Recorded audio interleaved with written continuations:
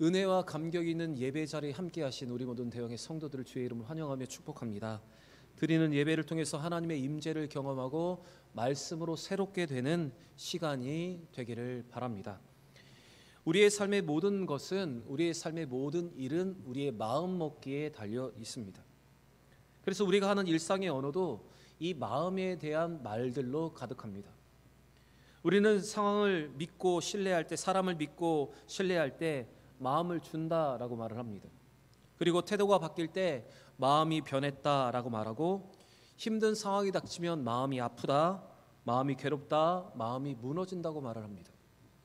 그리고 또 위기를 극복하기 위한 다짐으로 이제 마음을 비운다, 마음을 굳게 먹는다 말하고, 새로운 삶을 살려 할 때 마음을 고쳐 먹는다, 새 마음을 품는다, 이렇게 말을 합니다.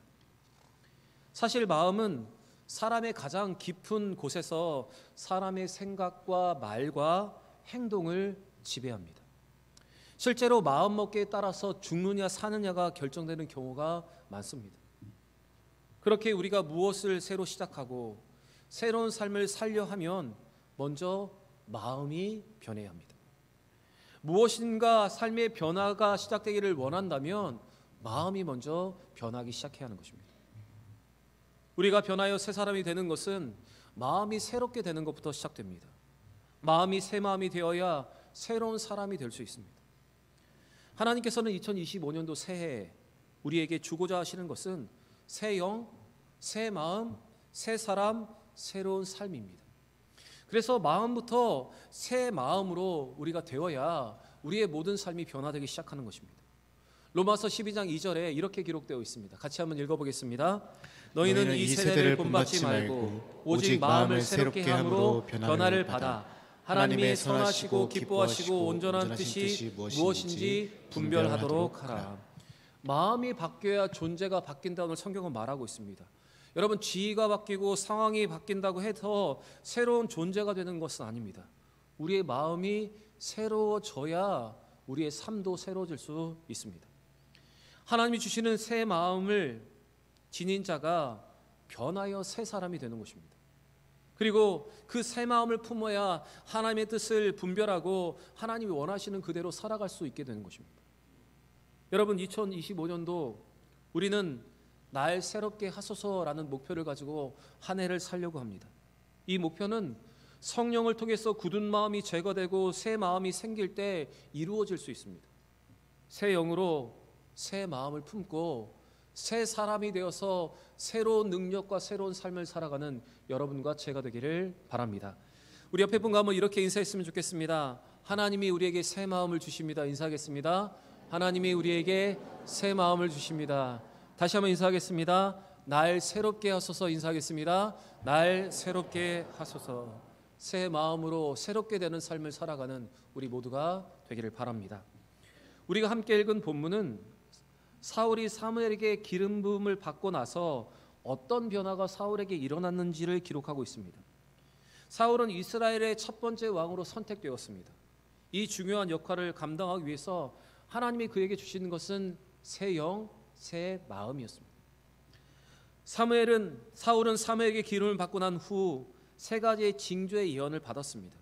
그리고 그 징조가 그대로 이루어진 것을 보았습니다. 그래서 이제 사울은 이제 자신이 하나님으로부터 이스라엘 왕으로 선택받았던 사실을 조금씩 인식하기 시작을 합니다. 그러나 그는 살면서 단 한 번도 생각해 보지 못한 갑작스럽게 주어진 일로 인해서 마음이 매우 혼란스러웠을 것입니다. 과연 내가 왕이 될 수 있을까? 왜 하나님이 나를 선택한 것인지, 이런 혼란이 그의 마음속에 계속 맴돌았을 것입니다. 하나님께서는 이러한 사울의 마음을 아시고 그에게 새 마음을 주시고 성령 충만의 은혜를 부어주셨습니다. 그것이 오늘 본문 9절의 기록인데 우리 같이 한번 읽어보겠습니다. 그가 사무엘에게서 떠나려고 몸을 돌이킬 때에 하나님이 새 마음을 주셨고 그날 그 징조도 다 응하니라. 사울이 집으로 돌아오는 길에 사무엘이 예언한 표적들이 하나도 빠짐없이 그대로 다 이루어졌습니다. 그런데 사무엘이 알려준 표적들이 다 이루어진 것보다 더 중요한 것이 있는데, 그것은 하나님이 사울에게 새 마음을 부어주셨다는 것입니다. 여기서 새 마음은 사울이 지금까지 가지고 있었던 마음과는 전혀 다른 마음을 의미합니다. 그동안 생각해보지 못한 것에 대한 마음이 생기는 것, 그동안 관심을 두지 않았던 것에 마음을 두게 된 것입니다. 다시 말씀드리면 그의 시선과 그의 관점과 그의 생각이 바로 하나님의 마음, 그 마음을 소유하게 된 것입니다. 그런데 여러분, 우리가 이 말씀에서 주의 있게 보아야 하는 것이 있습니다. 그것은 사울이 기름 부음을 받았을 때 곧바로 하나님께서 그에게 능력을 주신 것이 아니라 새 마음을 주시고 새 사람이 되게 하신 후에 그에게 능력을 주셨다는 것입니다. 여러분, 순서가 중요합니다. 기름 부음을 받자마자 능력이 나타나는 것이 아니라 그에게 새 마음을 주신 것이 먼저입니다. 여러분, 오늘 이 말씀에서 사울이 이러한 새 사람으로 변화된 변화는 무엇부터 시작되었습니까? 하나님이 그에게 새 마음을 주신 것입니다. 사울 자신에게 있었던 능력으로 비롯된 것이 아니라 사울의 긍정적인 생각과 적극적인 사고방식이 그에게 새 마음을 준 것이 아니라 하나님이 그의 마음을 바꾸어 주셨습니다. 하나님이 성령을 통해서 사울에게 새 마음을 주시고 새 사람이 되게 하시며 새로운 능력을 허락하신 것입니다. 여러분, 인간은 아무리 자기가 원하고 노력한다 해도 스스로 자신의 힘으로 하나님의 뜻에 합당한 새 사람의 삶을 살아갈 수가 없습니다. 교육이나 수련을 통해서, 훈련을 통해서 변화될 수 있다고 믿는 사람들도 있지만 사람은 쉽게 변화되지 않습니다.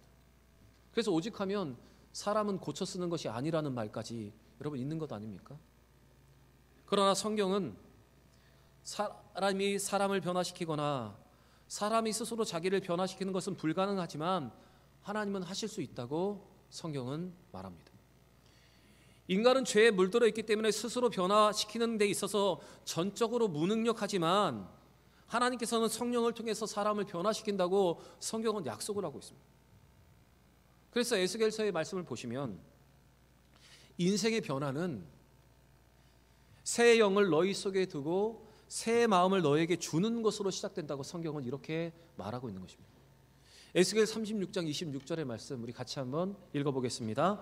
또 새 영을 너희 속에 두고 새 마음을 너희에게 주되 너희 육신에서 굳은 마음은 제거하고 부드러운 마음을 줄 것이며.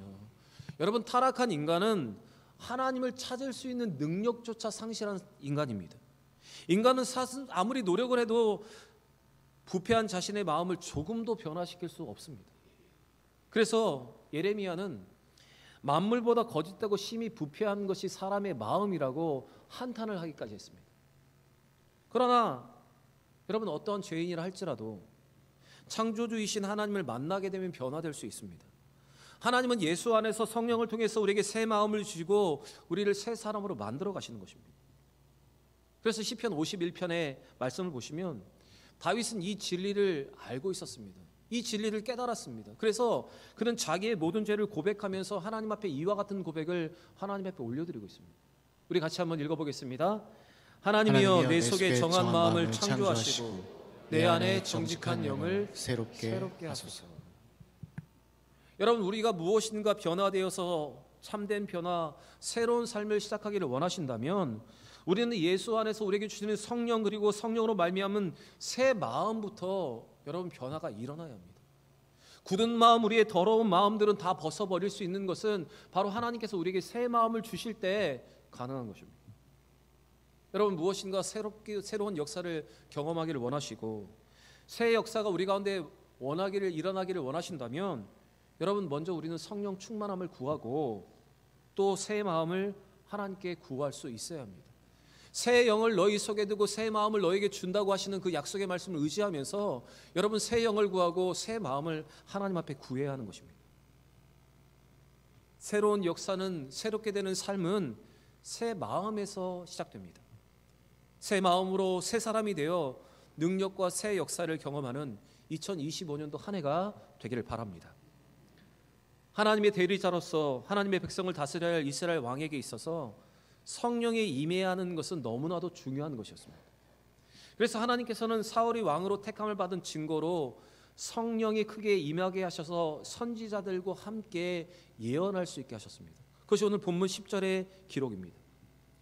사실 사울은 이전에 예언하는 것과 같은 영적인 일과는 좀 거리가 먼 사람이었습니다. 만약 사울이 영적인 사람이었다면 사울의 등장한 초기부터 다윗과 같이 그가 하나님의 영에 충만한 사람이었다고 기록을 했어야 하는데, 그런 기록이 없는 것을 보면 이전의 예언과 같은 이 영적인 일과는 그는 거리가 먼 사람이었습니다. 그러나 하나님의 대리자로서 백성을 다스리기 위해서는 이 영적인 변화가 그에게 꼭 필요한 것이었습니다. 그래서 하나님은 그에게 새 마음을 주셨고 새 사람으로 이제 성령을 부으셔서 그에게 새로운 능력을 허락하여 주신 것입니다.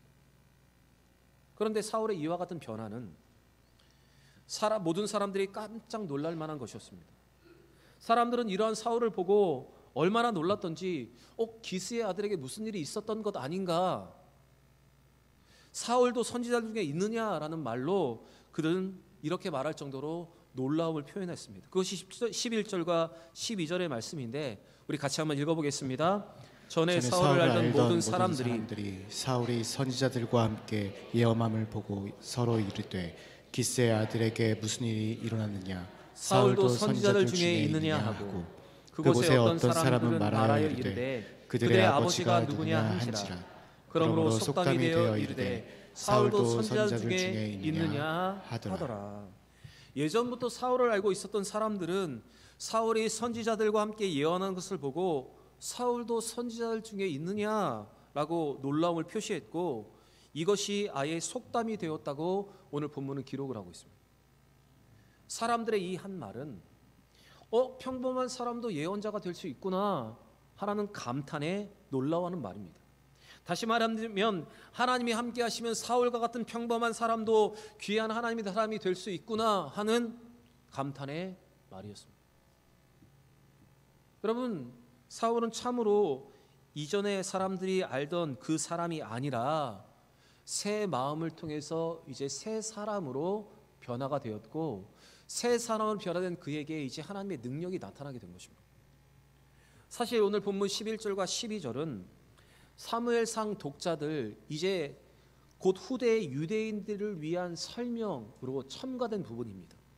훗날에 사울이 하나님을 떠나 죄악된 길로 갔기 때문에 유대인들은 사울이 진짜 하나님의 영의 감동을 받았던 적이 있는가, 그가 정말로 하나님의 영에 감동되어서 예언을 했던 선지자인가 하는 의문을 가지고 있었습니다. 그래서 사무엘상을 쓴 저자는 사울이 하나님의 영을 받았던 것이 사실이며 그가 하나님의 영으로 새 사람이 된 것을 설명하기 위해서 이것을 기록하고 있는 것입니다. 그런데 여러분, 사울도 선지자 중에 있느냐라는 이 말은 얼마 가지 않아서 그러면 그렇지라는 비아냥거리는 말로 사용되게 됩니다. 왜냐하면 훗날에 다윗을 죽이려고 내려갔던 사울에게 성령이 임하여서 그가 하루 종일 옷을 벗고 예언했던 일이 일어났기 때문입니다. 사무엘상 19장 24절의 말씀을 보시면 하나님의 영이 그에게 임했을 때 그가 옷을 벗고 사무엘 앞에서 하루 종일 예언을 했던 내용이 기록되어 있고, 그 예언을 통해서 사람들은 속담에 이르기를 사울도 선지자 중에 있느냐 하는 말로 비아냥거리는 말을 사용하게 된 것입니다. 여러분, 성령이 임하여서 하루 종일 예언했다는 것은 거룩한 영이 임해서 그가 하나님의 말을 대언하는 것이 아니라 하나님의 영이 그에게 임함을 통해서 징벌로 그가 옷을 벗고 예언하게 되었다는 말입니다. 여러분, 이것은 능력적인 성령 강림의 한계를 보여주고 있고, 또한 반대로 인격적인 성령 충만이 우리에게 필요함을 보여주고 있는 부분입니다. 다시 말씀드리면 온전한 순종으로 나아가는 자에게 이것은 칭찬과 하나님께 영광을 돌리는 말이 되지만, 불순종과 타락한 물든 사람에게 이 말이 향하여 진다면 그것은 단지 과거에 대해서 비아냥거리는 말밖에 될 수 없다는 사실입니다. 사실 사울은 처음에는 하나님의 영의 인도하심을 받고 새 마음을 품는 새 사람이었습니다. 그러나 그의 변질은 이러한 비아냥거림의 대명사가 되어버렸던 것입니다. 여러분, 그래서 우리는 능력적으로 성령이 임하는 것보다 인격적인 성령 충만함을 우리는 구할 수 있어야 합니다. 그리고 인격적인 성령 충만함을 구하고 성령의 인도하심 가운데 성령과 동행하면서 여러분, 우리는 변화되지 않아야 합니다. 여러분, 처음 마음이 변질되는 것, 여러분, 그것이 사울에게 있어서 가장 큰 문제였습니다. 사랑하는 여러분, 오늘 이 사울의 모습을 보시면서 처음 마음이 변질되지 않는 여러분과 제가 되길 원합니다. 여러분, 하나님이 함께 하시면 사울과 같은 평범한 사람도 예언자가 되기도 하고 왕이 되기도 합니다. 하나님이 영이 임하시면 새 마음이 생기고 새 사람이 됩니다. 그리고 새 능력이 생기는 것입니다. 성령이 임하면 다윗과 같은 목동도 왕이 되고 베드로 같은 어부도 교회의 반석이 되는 것입니다. 그리고 이 역사는 여러분 지금도 일어나고 있는 역사입니다. 그래서 예수님께서는 요한복음 14장 12절에 우리에게 이렇게 말씀을 하십니다. 같이 한번 읽어보겠습니다. 내가 진실로 너희에게 이르노니 나를 믿는 자는 내가 하는 일을 그도 할 것이요 또한 그보다 큰 일도 하리니 이는 내가 아버지께로 가니라. 여러분, 지금도 하나님의 영이 임하시면 우리에게 새 마음을 주시면 우리는 새 사람이 되고 능력의 삶을 살아갈 수 있습니다. 예수님 오늘 이것을 우리에게 말씀해 주고 계시는 것입니다. 여러분, 오늘 사울에게 허락하셨던 이 귀한 역사가 우리의 삶 가운데도 일어나기를 원합니다. 성령의 임함으로 새 마음을 품고 새 사람이 되어서 하나님의 것들을 예언하는 능력의 삶을 살아가는 여러분과 저의 삶이 되기를 바랍니다. 하나님은 성령을 통해서 사울에게 새 마음을 주셨습니다. 그래서 사울에게 이제 아버지의 암나기를 찾게 된 것은 그의 관심밖의 일이 되었습니다. 그의 가슴에는 새로운 불꽃이 타오르기 시작했습니다. 이제 사울에게는 오직 블레셋으로부터 이스라엘을 구원하고 그들을 행복하게 보호하는 일만 그의 마음에 가득 채우게 되었습니다. 이와 같은 사울의 변화된 모습, 이어지는 내용에 잘 나타나고 있는데 새 마음을 품어서 새 사람이 된 사울에게 나타난 변화 첫 번째는 바로 그가 먼저 예배의 자리에 나아간 것입니다. 우리 13절 말씀 같이 한번 읽어보겠습니다.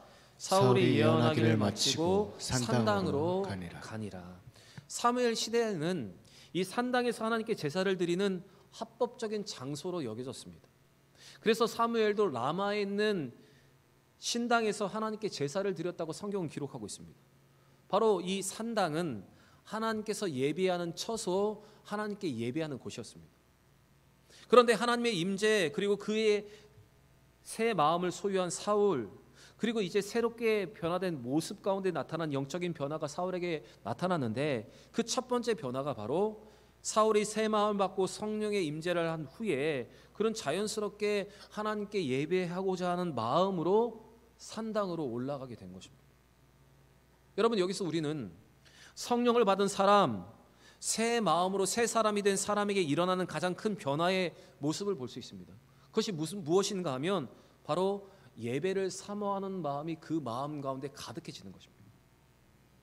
제가 이번 신년 특별 새벽 기도회를 하면서 강조하는 것이 있었습니다. 그것은 바로 우리가 새롭게 변화되기를 시작한다면 바로 우리는 예배를 회복해야 한다. 그리고 새롭게 변화된 사람에게 나타난 삶의 특징 중에 한 가지는 무엇인가 하면 바로 예배를 회복하는 것이다. 그래서 여러분, 여기에도 이렇게 새겨놓았습니다. 예배를 회복하라. 여러분, 새로운 마음, 새 사람이 된 사람은 바로 예배를 사모하는 것부터, 예배를 회복하는 것부터 삶이 달라지는 것입니다. 그리고 이 예배의 회복이 새 마음을 가지고 새 사람이 된 증거로 여러분 나타나게 되는 것입니다. 그리고 이어지는 15절의 말씀을 보시면 새 사람이 된 사울에게 또 다른 변화가 일어났는데 그 모습이 기록되어 있습니다. 사울의 숙부는 사울과 사환이 어디에 다녀왔는지를 물었습니다. 사울은 암나귀를 찾다가 사무엘에게 갔다고 대답을 했고 숙부는 다시 사무엘이 사울에게 무슨 말을 했는지를 물었습니다. 그것이 15절의 기록입니다. 제가 읽겠습니다. 사울의 숙부가 이르되 청하노니 사무엘이 너에게 이른 말을 내게 말하라 하니라. 아마도 사울의 숙부는 사울에게 일어난 여러 가지 일 때문에 사무엘의 한 말에 대해서 궁금했을 것입니다. 그래서 이와 같은 질문을 하게 된 것입니다. 그런데 사울은 나귀를 찾게 된 이야기만 하고 사무엘이 했던 나라의 일, 그가 하나님의 나라의 왕으로 세워지는 것에 대해서는 말하지 않았습니다. 우리 16절 말씀 읽겠습니다. 사울이 그의 숙부에게 말하되 그가 암나귀들을 찾았다고 우리에게 분명히 말하더이다 하고 사무엘이 말하던 나라의 일은 말하지 아니하니라. 지금 새 사람이 된 사울은 자기에게 일어난 모든 일에 대해서 신중하게 생각하고 그 신중하게 그 이야기를 숙부에게 이야기하지 않았습니다. 오늘 본문에서 그가 왜 이렇게 이야기를 하지 않았는지가 기록되어 있지 않지만 아마도 아직 일어나지 않는 일인 왕으로의 기름받은 것에 대해서 조심스럽게 신중하게 접근하는 그의 겸손 때문에 그는 그의 숙부에게 이런 말을 하지 않았던 것으로 보여집니다. 사실 사울이 왕이 될 것이라는 사실은 하나님께서 일정 기간 동안은 비밀에 붙이신 일이었습니다. 에브라임이나 유다 지파가 아닌 그 가장 연약한 지파인 이 베냐민 지파에 속한 사울이 왕이 될 것이라는 소문이 퍼지게 되면 분명히 나라 안에 분란의 소지가 일어날 수 있었기 때문입니다. 그래서 9장의 마지막 부분을 보시면 사무엘은 사울에게 왕으로의 소명을 말할 때에 그의 사원을 먼저 앞서 보내고 난 후에 사울과 단둘이 그 이야기를 나누었고 사울에게만 은밀하게 그 일을 이야기했습니다. 사울은 이와 같은 하나님의 뜻을 이해하고 이 일에 대해서 신중하게 처신할 줄 아는 새 사람으로 변화가 되었던 것입니다. 성령의 임재, 새 마음을 품고 새롭게 된 사울에게 일어난 변화 두 번째는 바로 그가 신중하며 근신하는 사람이 되었다는 것입니다. 여러분, 이와 같은 성령 충만함으로 새로운 마음을 받고 새 사람이 된 사람에게 나타나는 특징은 더욱더 신중하고 모든 일에 근신하는 자세를 갖추게 된다는 것입니다. 왜냐하면 하나님께 주신 사명은 자기 자랑을 위해서 주신 것이 아니라 하나님의 나라와 그의 의를 위해서 주신 것이기 때문에 우리는 언제나 주의 일을 감당할 때 성령 충만함으로 새 사람으로 새 마음을 품은 사람으로 이렇게 신중함이 있어야 하는 것입니다. 새 사람은 하나님의 마음을 품고 하나님을 이해하고 하나님께서 원하시는 대로 행동하는 것, 바로 그것이 새 사람의 모습인 것입니다. 사랑하는 여러분, 오늘 이 사울에게 나타난 이 두 가지, 새 마음을 품고 새 사람이 된 사울에게 나타난 이 두 가지의 특징이 바로 예배와 매사의 신중함이었음을 기억하시면서 이러한 두 가지의 모습이 여러분과 저의 삶에도 나타나기를 바랍니다. 새 마음으로 새 사람으로 이와 같은 특징이 새해 우리 가운데 충만하기를 바랍니다. 사랑하는 여러분, 세상의 모든 일이, 세상의 모든 것이 우리의 마음에 달려 있습니다. 오늘 사울과 같이 성령을 통해 주시는 새 마음으로 새로운 사람, 새 역사를 만들어가는 우리 모두가 되기를 바랍니다.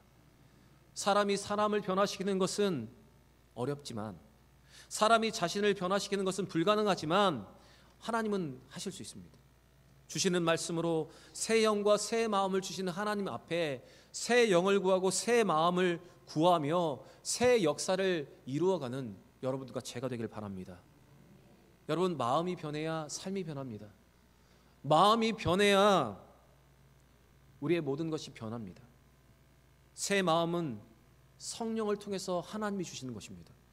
2025년도 우리의 목표대로 우리를 새롭게 하시는 하나님의 재창조의 역사를 이 새 마음을 품음을 통해서 경험하고 누리는 우리 모든 대형의 성도들 되시기를 우리 구주 예수 그리스도의 이름으로 간절히 축원합니다.